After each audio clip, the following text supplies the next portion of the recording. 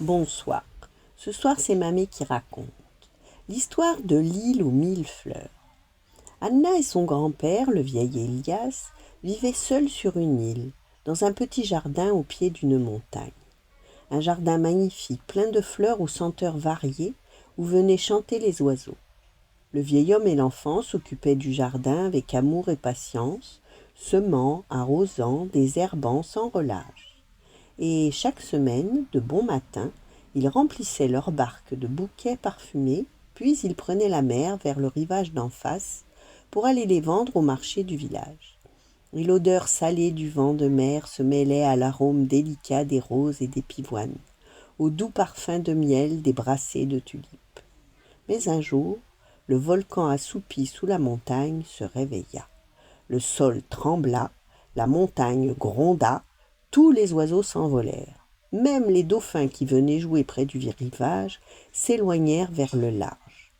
Quand il vit la fumée s'échapper du sommet, le vieil Elias dit à Anna : « Vite, petite, cours, mets dans un baluchon ce que tu aimes le plus et partons. » « Et le jardin, grand-père » demanda Anna désemparée. Le vieil homme hocha la tête sans répondre. Ses yeux étaient pleins de larmes. Or, ce qu'Anna aimait le plus, c'étaient les fleurs de leur jardin. Pendant que son grand-père poussait la barque vers le large, elle entreprit d'arracher éperdue les plantes les plus odorantes. « Nous les replanterons » se dit-elle, tandis que ses larmes lui coulaient sur les mains. Et quand le pan de son tablier fut plein, elle les glissa une à une dans la grosse amphore qu'Elias utilisait pour arroser le jardin. « Je la remplirai d'eau, se dit-elle, et les racines ne sécheront pas. » Mais le vieil homme l'appelait déjà. « Vite, petite, dépêche-toi » Anna empoigna l'amphore. Mon Dieu, qu'elle était lourde. La fillette se rappela soudain qu'Elias l'avait remplie d'huile de maïs achetée la veille au marché. Elle fit quelques pas en la tirant péniblement, mais Elias l'appela encore et la montagne grondait plus fort. Anna, désemparée, appuya l'amphore contre un rocher et se mit à courir jusqu'au rivage sans se retourner. Ce n'est qu'un très petit volcan, se consola-t-elle. Peut-être ne brûlera-t-il pas tout. Anna et son grand-père s'installèrent sur le rivage d'en face, dans une petite maison abandonnée. Les villageois les accueillirent avec bonté. Ils leur offraient chaque jour le pain de leur four, les œufs de leurs poules, les fruits de leurs vergers. Mais l'âge et les sels des larmes rendirent aveugle le vieil Elias. Quand le volcan s'apaisa enfin, il prit la petite main d'Anna dans la sienne et lui dit : « Petite, retourne sur notre île, veux-tu ? Et s'il reste quelques fleurs, rapporte-les-moi. Leur senteur me réjouira le cœur. » Anna ne trouva sur l'île qu'une étendue de cendres. Le petit volcan avait tout brûlé. Les violettes, les jasmins, la lavande et les acacias, les roses et les lys, les fuchsias, l'amaryllis, les glaïeuls et les iris. Il ne restait rien. Plus une couleur, plus une senteur, plus un seul chant d'oiseau. Que rapporter au vieil Elias qui l'attendait patiemment sur le rivage d'en face ?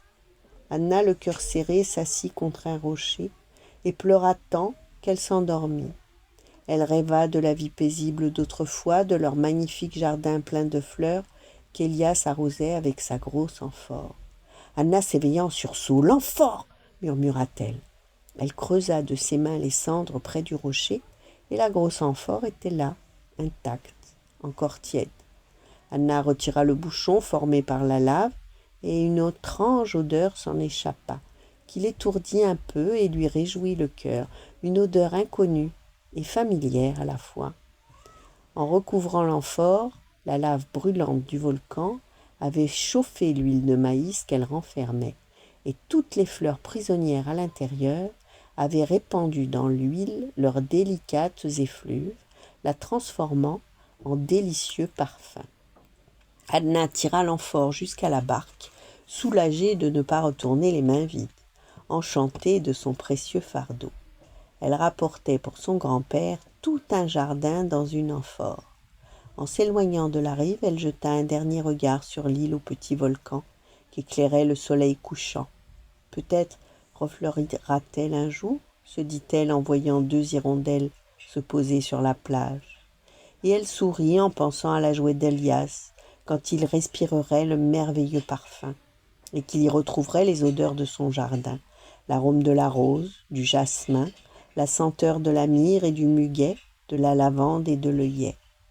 Cette histoire se passait il y a fort, fort longtemps, si longtemps que nul ne se souvient sans doute ni d'Anna, ni d'Elias, ni de l'île au petit volcan.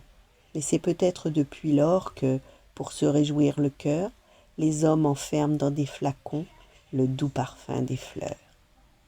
Voilà, bonne nuit, faites de beaux rêves et à demain.